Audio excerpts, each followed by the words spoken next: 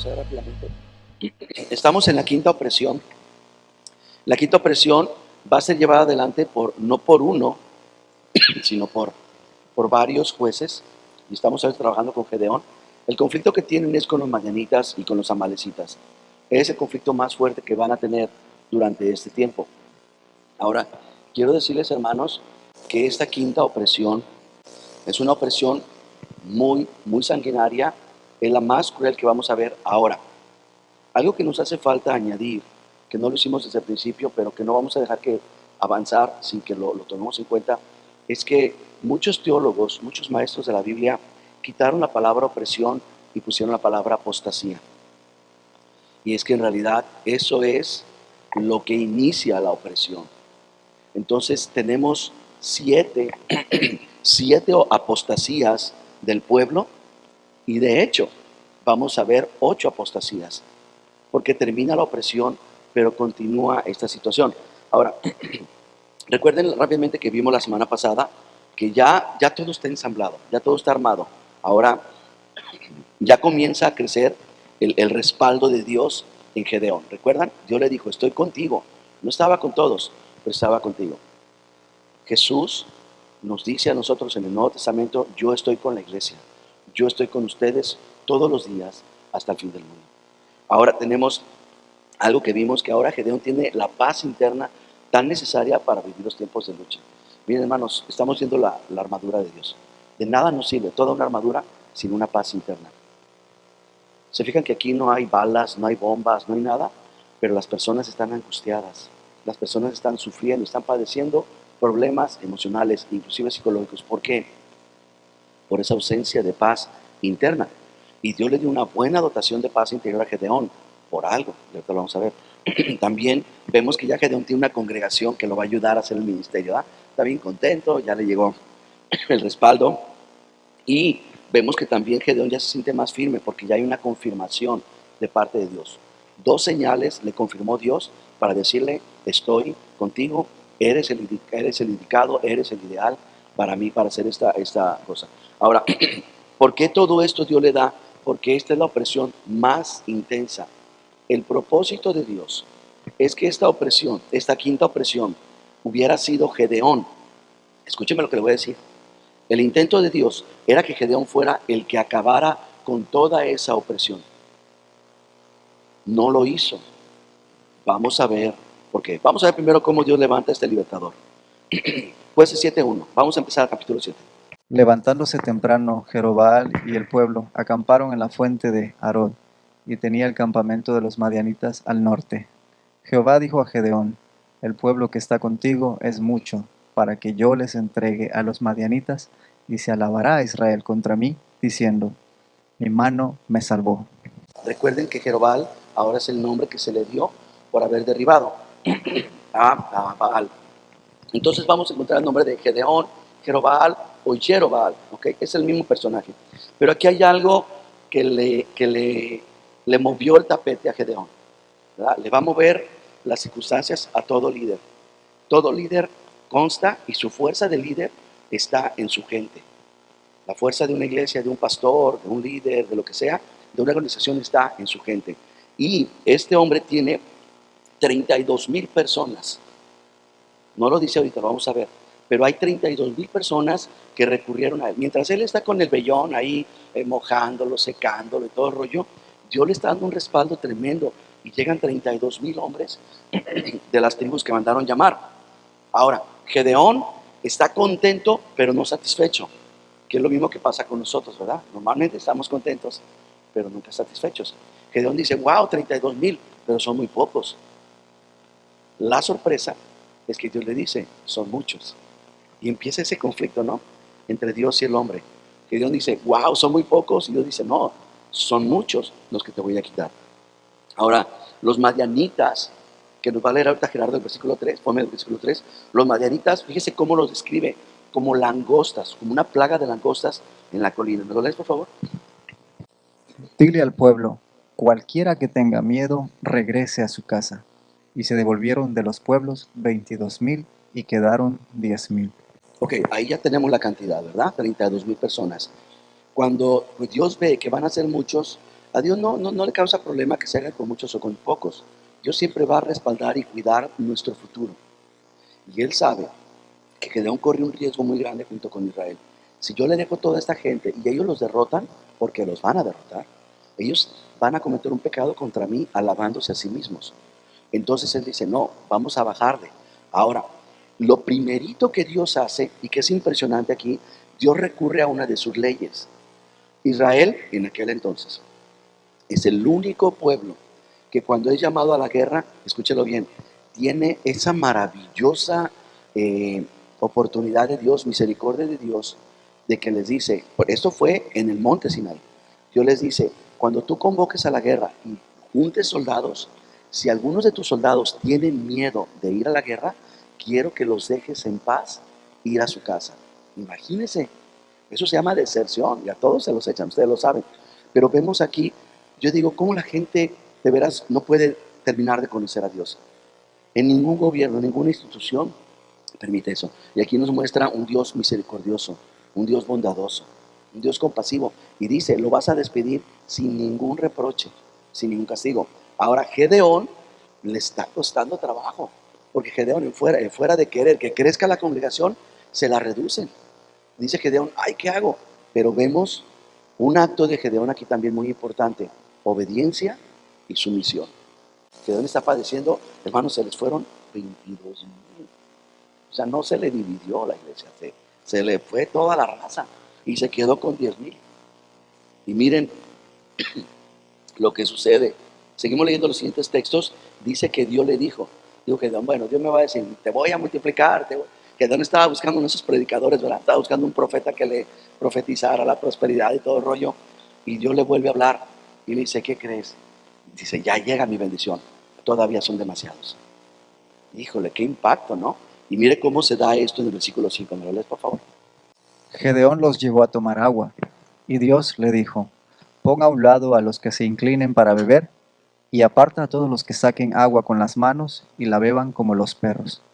300 soldados recogieron agua con las manos, y llevándosela a la boca, la bebieron como hacen los perros. Todos los demás se inclinaron para beber.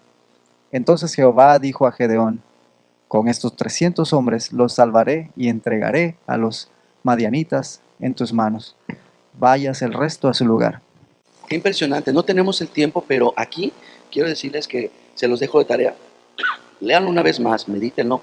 Aquí vemos dos fuentes teológicas que el hombre, molestia, que el hombre ha optado por dividir. Y esto es la predestinación. ¿Han oído hablar de la predestinación? Y esto es también el libre albedrío. Gracias, Pedro. Miren, hermanos, aquí está funcionando perfectamente la predestinación. ¿Quiénes son los predestinados? Dice la doctrina teológica que son aquellos que Dios señaló. Dijo, tú te salvas, tú no. Tú te salvas, tú te pierdes. Eso es lo que dice. Y el libre albedrío es la doctrina que dice, el que tú quieras. Tú quieres a Cristo, te salvas. Tú no lo quieres, es tu decisión. Aquí están los dos aspectos teológicos funcionando perfectamente. Dios predestinó ¿cuántos? Ya tengo agua, gracias. ¿Cuántos predestinó? 300, muy bien. Pero ¿cuántos se fueron? No, más. Eran 31,700 los que se fueron. Ahora, ¿quién decidió que se fueran? Perfecto. Pero ¿quiénes fueron los que hicieron el paso para quedar descalificado sin saberlo ellos mismos? El hombre. Observa la predestinación y también el libre albedrío funcionando perfectamente. Dios dice, yo ocupo a este grupo de personas. ¿Quién dice yo? Y ellos, con sus actos, con sus acciones, son los que ellos se eligieron a sí mismos. Dios no dijo, a ver, de la mitad de aquí para allá, ¿verdad que no? Entonces, eso es algo que no quise pasar por alto. ¿Me lees el versículo 10, por favor, hasta el 14? Si tienes temor, atacarlos, baja con fura tu criado al campamento. Cuando oigas lo que están diciendo, perderás el miedo. Gedeón se fue con su sirviente a los puestos de vigilancia del ejército enemigo. Los madianitas, los amalecitas y los hijos de Oriente estaban tendidos en el valle. Parecían una plaga de langostas, con tantos camellos como la arena de la playa. Llegó Gedeón y oyó a un soldado contando a otro el sueño que había tenido. Le decía: soñé que un pan de cebada venía rodando sobre nuestro campamento y chocaba contra una tienda y la derribaba. Su compañero dijo: esto es la espada de Gedeón, hijo de Joás. Dios entregó en sus manos a los madianitas con todo el campamento. Muy bien, esa es la historia. Dios le dice, sé que todavía tienes temores, no te preocupes, te voy a mostrar. Desciendan tú y tu siervo, se acerca con mucho cuidado y está oyendo el sueño de un madianita al otro. Él le dice, había un pan de cebada de ese tamaño. Dice, un pan de cebada empezó a rodar. Un pan, observa, chiquito, no es tan grueso, es mediano, delgado. ¿Qué le puede hacer un pan? Y dice que ese pan venía rodando.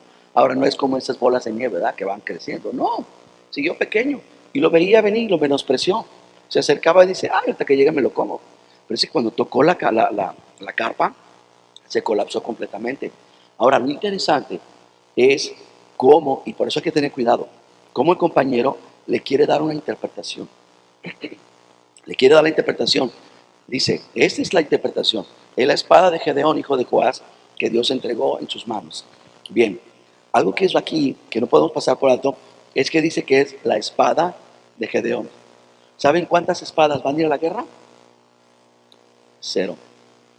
No va a haber ni una sola espada. Pero ellos, el Señor está empezando a tratar en el corazón de ellos para que ellos puedan empezar a quebrantarse. Ahora, el Espíritu Santo le reveló el sueño, el Espíritu Santo lo inspiró, estudió en el seminario de interpretación. No, simplemente que Dios permitió que el ámbito espiritual se manifestara sobre lo natural y se diera de esta manera. ¿Me lees por favor el versículo? Déjalo leo yo, a ver cómo va. Vamos a leerlo. Versículo 16. Repartió 300 hombres en 3 escuadrones. Les dio a ellos trompetas en sus manos. El primer elemento, trompetas. El segundo le dio cántaros vacíos con antorchas ardiendo. Estaban encendidas las antorchas. Dice, después les dijo, acérquense al campamento, fíjense en mí. Y este es un principio muy importante. El líder le dice a sus seguidores, fíjense en mí. Hagan lo que me vean hacer. Cuando mi grupo y yo toquemos la trompeta, ustedes también hagan sonar las suyas y griten lo siguiente, por Dios y por Gedeón. ¿Por qué por Dios y por Gedeón? Puso a Dios primeramente porque sabía que Dios le iba a dar la victoria, pero puso el nombre de Gedeón porque ese rumor ya estaba en el campamento de que era la persona que los iba a derrotar. Ellos no tenían temor a Dios, ellos no conocían a Dios, pero conocían al hombre. Entonces Gedeón tuvo mucho cuidado de interponer primero a Dios como al frente, pero también de quien lo representaba era él. Ahora, y es que esto nos ayuda mucho porque siempre le decimos a la gente, no te fijes en mí, yo soy pecador, yo soy humano, yo fallo. No, tú fíjate en Cristo, ¿verdad? No, que te vean a ti y que vean. Que Dios les dice, mírenme a mí, lo que vean que yo hago, ustedes háganlo. Versículo 20. Y los otros dos grupos hicieron lo mismo, con la antorcha en la mano izquierda y la trompeta en la derecha, todos gritaron, por la espada de Jehová y Gedeón. Estuvieron firmes cada uno en su puesto alrededor del campamento. Ahora fíjense lo que sucedió. Todo el ejército corrió, gritando y huyendo. Y los que tocaban, los 300 que tocaban las trompetas, mientras Dios hacía que las tropas enemigas se atacaran entre sí y salieran huyendo. No fueron derrotados, no murieron allí. Eso es algo importante. Ahorita la Biblia nos va a ayudar bastante. No murieron ahí, se despertaron, sacados de onda, y empezaron a correr, ¿verdad? Lo primero que hicieron fue atacarse. Cuando reaccionaron, entonces salieron huyendo. Ahora, aquí hay algo muy importante para nosotros. Podemos decir algo muy cristiano que debemos de tomar en cuenta. ¿Qué elementos le dio? La trompeta, la antorcha y el cántaro. Y cántaro, mis hermanos, estos 3 elementos hablan de ti y de mí como creyentes. Mira, Pablo dijo que nosotros somos vasos de barro, ¿sí o no? Ok, la antorcha estaba dentro del cántaro. ¿Cuándo el enemigo vio la luz? ¿En qué momento? Antes de salir huyendo. ¿Cuándo qué? Cuando se rompió el cántaro. ¿Sabes una cosa que nos dice esto? Que muchas veces el mundo no ve la luz de Cristo en nosotros porque no nos hemos quebrantado, porque seguimos así escondiendo la luz.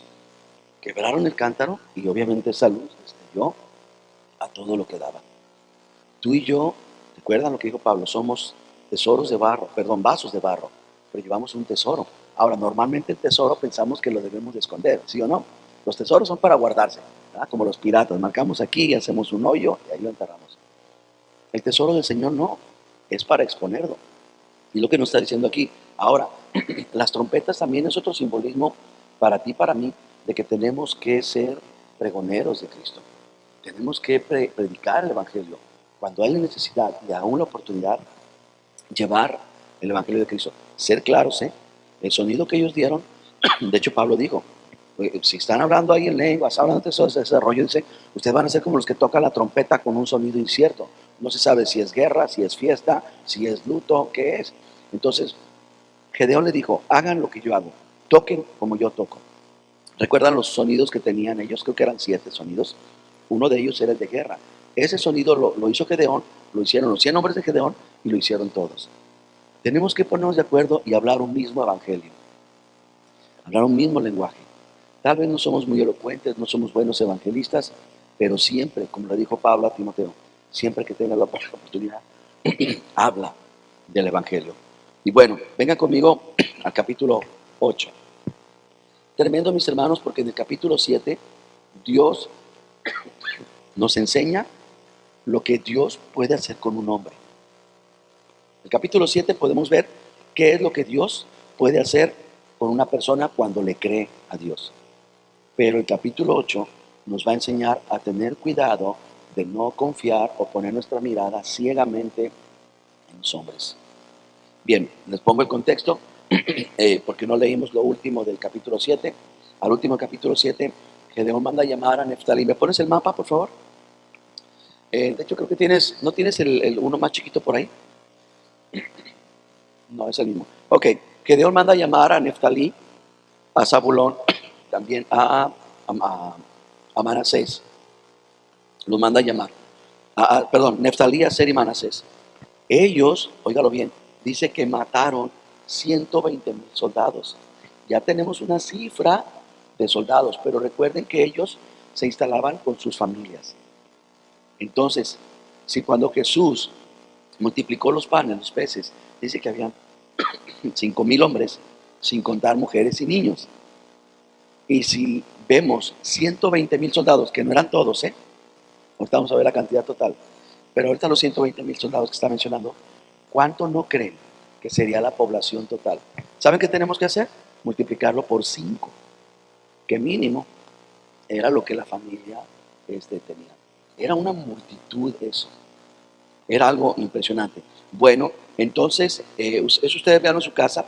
Efraín está muy resentido. Efraín está lastimado. La tribu de Efraín, allá abajo, están muy lastimados, muy molestos con Gedeón y le van a venir a reclamar. Lea conmigo el versículo 1, capítulo 8.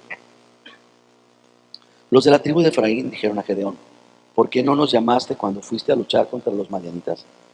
Se lo reprocharon, fíjese cómo, severamente. Y cuando dice severamente es porque ellos saben cómo reclamar, Lo estamos viendo ahorita, ¿verdad? ¿Cómo son estas personas? Versículo 2, fíjese algo bien interesante. ¿Qué hice yo comparado con lo que hicieron ustedes? ¿No ven que ustedes hicieron más aún de lo que yo hice? Lo poco que ustedes hicieron vale mucho más de lo que yo haya hecho, de lo tanto que yo haya hecho por nosotros. Le dice, Dios entregó en manos de ustedes a Oreb y a Seb, los líderes madianitas. Comparado con lo que hicieron ustedes, lo que yo hice no fue nada. Al oír esta respuesta de Gedeón, se calmó el resentimiento contra ellos. Aquí le vamos a añadir un ingrediente más. ¿Recuerdan cómo era Gedeón? Les voy a dar los rasgos que vimos al principio. Era humilde, era un hombre muy humilde. Gedeón era un hombre que entendía bastante sus debilidades y sus limitaciones. También vemos a un hombre que pudo vencer la incredulidad, aprendiendo obediencia, aprendiendo confianza en Dios. Y los dos ingredientes que le vamos a añadir es que ahora vemos que es un hombre pacificador y reconciliador. Qué tremendo, ¿no? Le vinieron a reclamar, le vinieron a pelear. Y miren, qué tremendo, ¿no? La manera en la que pacifica y la que se reconcilia con ellos. Pero el problema es que como seres humanos, mis hermanos, tenemos un factor que se convierte en nuestro enemigo por una causa, porque somos mortales y somos cambiantes. Y cuando somos cambiantes, es cuestión de tiempo para que las cosas nos lleven a ser completamente diferentes si nos descuidamos. Mire lo que va a suceder aquí. El punto que vamos a ver es el triunfo del libertador, porque recuerden, el juez tenía una función doble. ¿Recuerdan la primera? Libertarlos de los enemigos y juzgarlos. Este hombre triunfó como libertador, pero va a ser un fracaso como juez. Dame el versículo 4. Gedeón y sus 300 hombres agotados, pero persistiendo en la persecución, llegaron al Jordán y lo cruzaron. Dame el mapa, por favor. La pelea, no lo leímos, la pelea se está llevando más o menos en esta área, en esta región. Sube Efraín, le reclama. Aquí ya hay 120,000 personas tendidas. Y hay un grupo que se le escapó. Este grupo se vino a la parte oriente de Manasés, brincó el río. Y pues Gedeón tiene que venir a buscarlos. Tiene que terminar el trabajo que Dios le dio, la encomienda. Entonces, en esta última etapa de la guerra, dice la escritura que va a perseguir a los reyes madianitas, a los principales, que son dos personas, van a ser Seba y Salmuna, ¿verdad? Venga conmigo al versículo 5. La cantidad de hombres, déjenme de una vez le digo, la cantidad de hombres que se le fueron 15,000 personas, todavía son muchos. Entonces, versículo 5 dice que Gedeón llegó a la ciudad de Sucot, del otro lado del río, y venían bien fatigados. 301, son 302 hombres en realidad, son 302. Entonces él les dice, denle de comer a mis hombres, están agotados y todavía persigo a Seba y Salmuna, los reyes de Madián. Esta es la respuesta de los oficiales de esta ciudad. Los oficiales de Sucot respondieron, ¿ya derrotaste a Seba y Salmuna? ¿Por qué tendríamos que darle pan a tu gente? Ahora, esto nos habla de la dureza que ya hay en las diferentes partes del pueblo de Dios. Si nosotros las tribus las convertimos, o las ciudades las convertimos en iglesias, hay que tener mucho cuidado. Porque esta es una congregación endurecida. Había una ley que están quebrantando.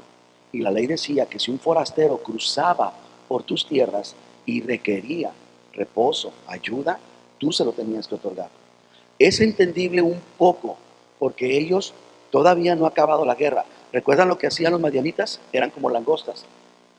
Consumían algo, se consumían una región y se iban. Y estos hombres están cuidando la poca comida que tienen. Entonces es entendible. Ahora, como no se sabe quién va a ganar, ¿qué tal que si yo te apoyo a ti y te vencen? Porque vimos que 15,000 hombres cruzaron por aquí. Y si te vencen, pues ellos van a venir en contra de nosotros por ayudarte. Es entendible, pero hermanos, llega el momento en que tu fe tiene que ser puesta a prueba. Y es ahí donde uno va a decir, o soy o no soy. Y esa es la situación en la que se pusieron ellos. Ahora, volvemos al mismo punto. Qué tremendo Gedeón cuando le dice, Dios, despide a los hombres sin que me los regañes, sin que los humillen. Esa es mi ley, déjalos ir. ¿Ok? Pero miren lo que está pasando en la vida de Gedeón. Jesús dijo en Mateo capítulo 24, por causa de 3 preguntas que le hicieron, una de las cosas que dijo es, por la multiplicación de la maldad, el amor de muchos se va a enfriar. Todas estas advertencias son al pueblo de Cristo, son a la iglesia, alguna parte, la primera parte al pueblo judío que había aceptado a Cristo como su Mesías, y la segunda parte a la iglesia de los gentiles. Y Jesús está diciendo, va a multiplicarse la maldad y el amor de muchos se va a enfriar. Estaba viendo una entrevista y me impactó muchísimo y me identifiqué bastante. A veces yo he platicado algunas cosas que a algunas personas les haya resultado un poco polémicas, ¿no? A veces me dicen, oye, pero ¿con qué valor tú le dices a esta persona? Bueno, vamos preparando tus cosas para tu partida, si ya estás a punto de morir, vamos a organizar todo, o sea, cosas de ese tipo, ¿no? Se tiene que hacer. Este hombre, un hombre como de 60 años, dice que él estaba en su casa, ahí en Israel, y su hija, una pequeñita, como los niños que están ahí jugando, le pidió permiso y siempre dormía, casi siempre dormía al lado con su amiga. Y cuando llegaron estos criminales, no sé qué palabra darles a ellos, todo eso fue un caos. Y este hombre no supo nada, se tuvo que encerrar, se tuvo que echar cuerpos encima para pasarse por muerto. Fue una situación bien difícil. Por fin llegaron, lo rescataron y lo sacaron y ya no les permitieron llegar ahí. Y él estaba con angustia por varios días. Y estas son sus palabras. Y lo voy a citar, dice, hubo una llamada telefónica y yo dije, que ya me den noticias. Contesté y le dije, ¿saben alguna noticia de mi hija? Y dijo, sí, queremos decirle que su hija está muerta. Y él dijo, sí, qué bueno. Qué bueno. Ay, como yo esperaba esa noticia. Sabía y la quería y la esperaba la noticia. Le dije, este hombre perdió la cordura. Y mira lo que él dijo. Porque yo sé lo que es que mi hija se hubiera cruzado y se la hubieran llevado. Hubieran sido días de angustia, sino que meses o años. Y mencionó a Cristo. Le doy gracias a Cristo que mi hija ha muerto. Puedo descansar. Es algo tan tremendo, hermanos. Es algo tan impresionante que nosotros pues estamos de este lado y estamos tan acostumbrados a nuestros relojes y iPads que estamos perdiendo de objetividad esto. Tenemos que entender que para nosotros el vivir es Cristo y si llega la muerte es la ganancia. Y este pueblo no lo puede entender, está tan endurecido su corazón, pero no nada más el corazón de ellos. Gedeón permitió que las circunstancias le endurecieran el corazón. Gedeón, el hombre que debió de haber terminado con esta quinta opresión, no pudo hacerlo. Miren el corazón de Gedeón en este momento. Versículo 6. Versículo 7. Dame el versículo 7, por favor. Gedeón contestó, bien, cuando Dios haya entregado en mis manos a Seba y a Salmuna, les voy a desgarrar a ustedes la piel, la carne de sus cuerpos, y lo voy a hacer con espinas y zarzas del desierto. ¿Qué pasó con Gedeón? ¿Qué pasó con este hombre humilde, tierno, misericordioso? ¿Qué pasó con este Gedeón que estaba sirviendo tan tremendamente a Dios? Hermanos, temblemos y pidámosle a Dios que nos guarde.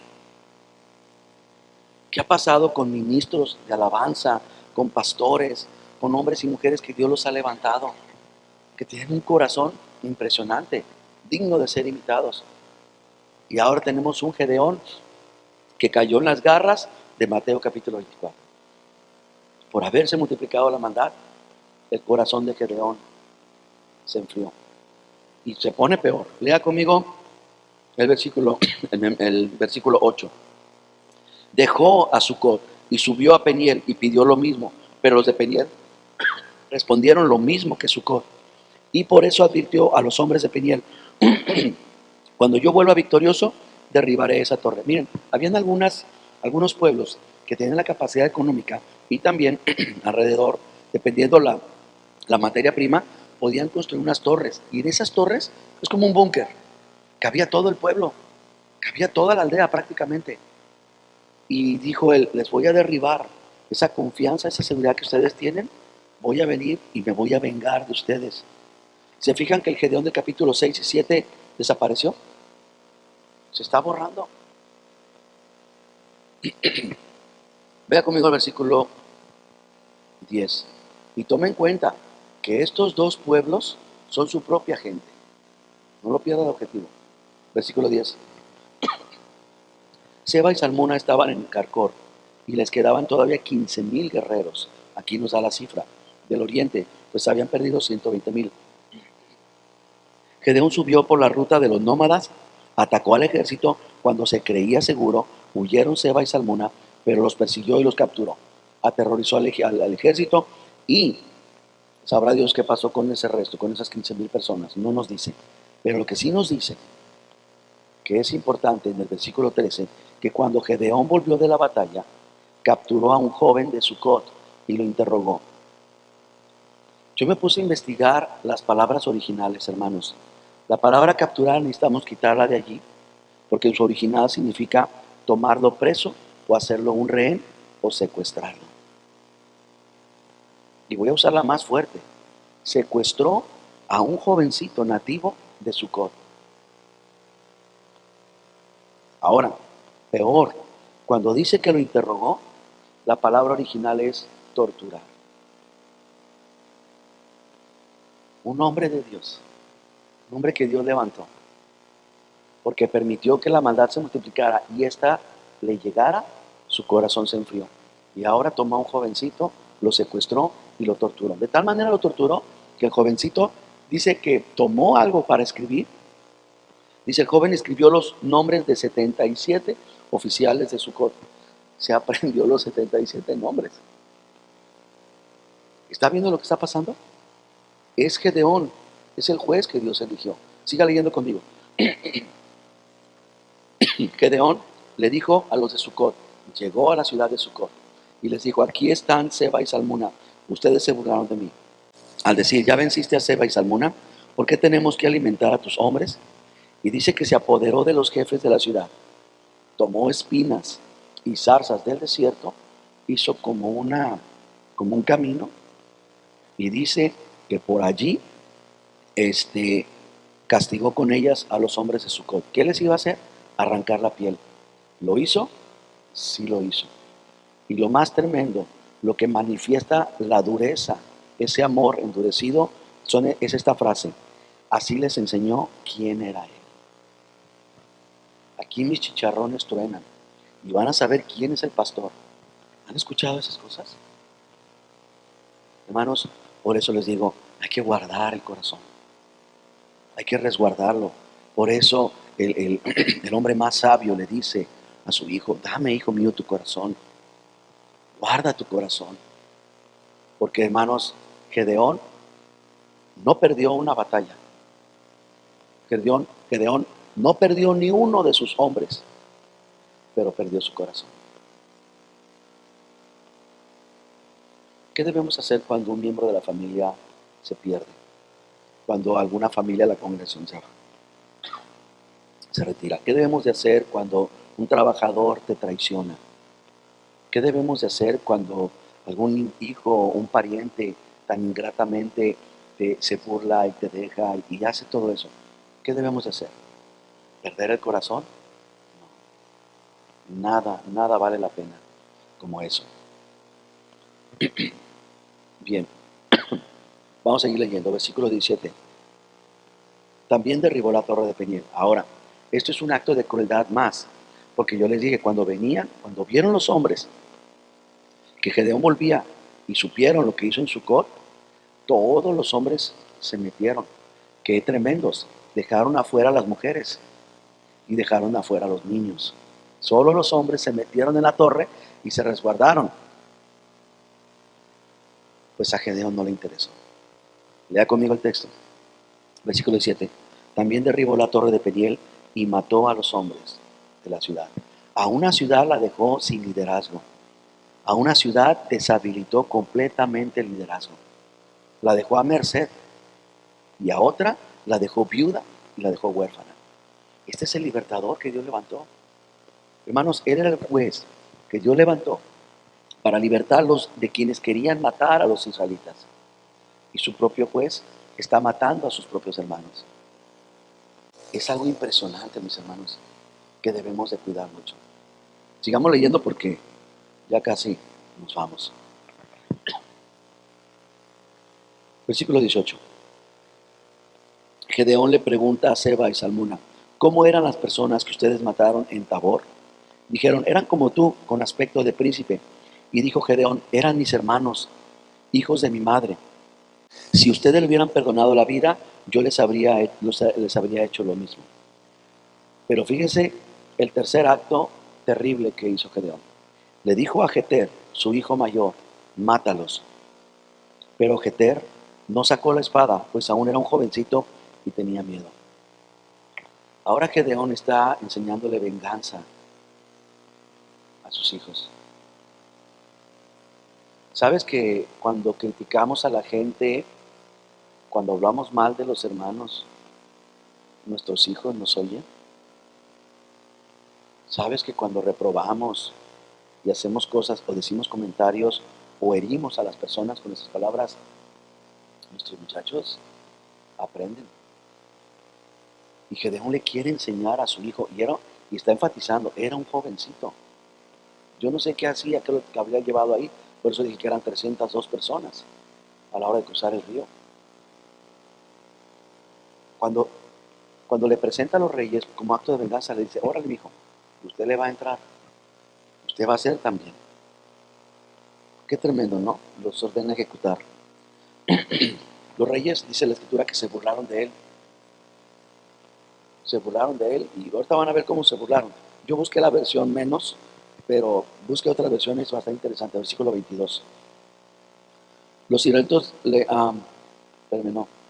versículo 21, dame 21. Y Seba y Salmona le dijeron, mátanos tú mismo. Y dice, burlándose él, le dicen, al hombre se le conoce por su valentía. Y por ahí hay rumores de que tú eras bien cobarde. Y Gedeón dice que los mata y les quita las cosas a los camellos. Obviamente aquí Gedeón o no quiso o no pudo controlarse. Pero ya son actos de venganza, ya no son actos de guerra. Ya no son formas en las que él debe de estar trabajando. Vamos a avanzar con la historia, casi terminamos. Vete conmigo, Francis, por favor. Cuando termina todo esto, cuando acaba con Sucot, cuando deja viudas y huérfanos a todos los de Peniel, llega a la región y los israelitas le dijeron a Gedeón, versículo 22, gobierna sobre nosotros. Ahora, esta palabra gobierna, también me puse a investigarla. Las connotaciones que usaron ellos ahí es señorea sobre nosotros, toma dominio sobre nosotros, apodérate sobre nosotros, e inclusive sé un tirano para nosotros. ¿Cómo ven? Gobierna sobre nosotros y después de ti, que tu hijo y tu nieto, porque tú nos has librado de los madianitas. Y Gedeón dijo, yo no los voy a gobernar, ni tampoco mi hijo, ni nadie. Solo el Señor los gobernará. Se oye cristiano, se oye muy bien. Le damos una check a Gedeón. Pero hay algo escondido. Hay una razón. Lo que ellos le están pidiendo es, Dios nos libró por tu mano, ahora tú sé el rey sobre nosotros. ¿Me das el mapa? Cuando él les está diciendo, ellos le están diciendo, gobierna, están queriendo dividir el reino. No puede haber rey sin reino. Le están diciendo, gobierna tú, y quieren crear una dinastía. ¿Qué es una dinastía? Una dinastía es cuando un hombre gobierna, al morir, gobierna a su hijo, luego él otro. Y Dios jamás los llamó a que hicieran eso. Pero vamos a ver el penúltimo acto de Gedeón. Versículo 24. Tengo una petición. Le voy a copiar a Gedeón aquí. A ver por qué. Tengo una petición. Cada uno de ustedes deme un anillo. ¿No les suena eso? Ahora actual. Cada uno de ustedes denme un anillo del botín que tienen. Los ismaelitas acostumbraban a llenarse las manos de anillos, imagínense de 120 y tantas mil personas o de las 15,000. Cada uno debe un anillo. Versículo 26. No, 25, todavía. Y tendieron una manta. 25, perdón. Con gusto te lo vamos a dar, le dijeron. Tendieron una manta, cada uno puso un anillo de botín. Y el peso de los anillos fueron 19 kilos. Ahora, sin contar los adornos, los aros, los vestidos de color, todo lo que traían, y los collares que le quitó a los camellos. ¿Para qué pide esto? Obviamente, cuando el amor de muchos se enfría, cuando el amor se empieza a enfriar en nosotros, una de las manifestaciones va a ser la avaricia. Un corazón que se ha enfriado empieza a ser avaricioso. Y Gedeón pidió esto. Ahora, ¿qué tan mala es la avaricia? Miren a dónde lo va a llevar. Dame el versículo 27. Ahora entiendan que Israel quiere terminar con este ciclo. Israel quiere parar con eso. pero lo quieren hacer levantando gobiernos humanos. La única solución para terminar con eso, mis hermanos, era dos cosas: reconociendo su pecado en ellos y reconociendo al Dios de ellos. Esas dos cosas. Reconociendo esas dos cosas. Mire, cuando Jesús le dijo a la mujer, vete y no peques más, está muy intrínseco todo. La mujer conoce de la ley porque ella en la sinagoga le permiten entrar en una sección en la casita esa, cuando está leyendo la Torah. Ella no puede estar en las sillas donde están los hombres, ella tiene que estar allá parada, allá afuera, pero está escuchando. Ella sabe que el único que puede perdonar pecados es Dios. Cuando Jesús le dice, vete y no peques más, ella está entendiendo dos cosas y las está recibiendo. Yo soy Dios, te perdono tus pecados, reconócelos y ya no vuelvas a hacer. Es lo que Israel necesitaba hacer, reconocer su falta. Todos tenemos faltas, hermanos. Ustedes tienen unas bien gruesas, yo tengo más. Necesitamos reconocerlas. Necesitamos reconocer a nuestro Dios. Al no hacerlo, y Gedeón no tratar con ese corazón, mira el versículo 17. Con el oro, Gedeón hizo un efod y lo puso en la ciudad. ¿Qué es un efod? Efod es el pectoral. Es lo mismo que hicieron los efods. Esos estaban de moda, eso los usaba todo el mundo, me refiero a todas las naciones. La diferencia que Dios hizo con el efod es que cuando lo mandó a hacer, lo puso el pectoral y le puso unas piedras para mostrar que ese era Dios y que en medio de Dios, en el corazón, cerca de Dios, estaban las 12 tribus de Israel. Eso es lo que representaba básicamente. Pero este hombre se manda a hacer un efod, lo lleva a su ciudad, versículo 27, y todo Israel se prostituyó al adorar el efod y se convirtió en una trampa para Gedeón y su familia. Gedeón lo rescató de Baal, lo rescató de Acera, les rompió las imágenes y les vino a traer un nuevo ídolo. Estos actos terribles se dan cuando el corazón se enfría. Definitivamente, mis hermanos, así como está aquí, hay un liderazgo decadente. ¿Ven por qué nuestros pastores, nuestros líderes necesitan de nuestras oraciones? No necesitan de nuestros comentarios, nuestras críticas, nuestras burlas. Necesitan de nuestra oración. No sabemos cuáles fueron los últimos días de Gedeón, pero los últimos años los vivió en idolatría. Confío en Dios que en los últimos instantes, allá como Salomón, reconoció su pecado, su maldad, volvió a venir al Dios que conoció y volvió a recibir y se convirtió nuevamente en Jehová Shalom, en su vida. La paz que él dijo, nada de esto. Versículo 28 y terminamos. Así fue como los madianitas quedaron sometidos a Israel. No volvieron a levantar la cabeza. Y por 40 años, mientras vivió Gedeón, hubo paz en la región. Gedeón muere y todo vuelve otra vez al mismo sitio. Pero me llamó la atención la palabra paz en la región. Porque yo dije, bueno, vamos a ver, ¿no? Y cuando encontré la palabra paz en la región, no es la palabra shalom. La palabra que pusieron es shakar. Significa reposo, tranquilo, ser ocioso o estar en suspenso. Cuando dice que el pueblo reposó, no tuvieron esa paz que Dios da, ese shalom, déjame usar ese término, sí, para que lo puedan dar a entender. Ellos no recibieron el shalom de Dios, ellos tenían shakar. Bueno, pues aquí no disparan, ya no veo a nadie, y tenían esa paz superficial. ¿Qué preferimos nosotros? ¿Qué preferimos? Hay dos formas, yo lo puse así. Hay dos formas de vivir el crecimiento. ¿Recuerdan del vellón de lana? Estaba seco. Y digo, esta es mi señal.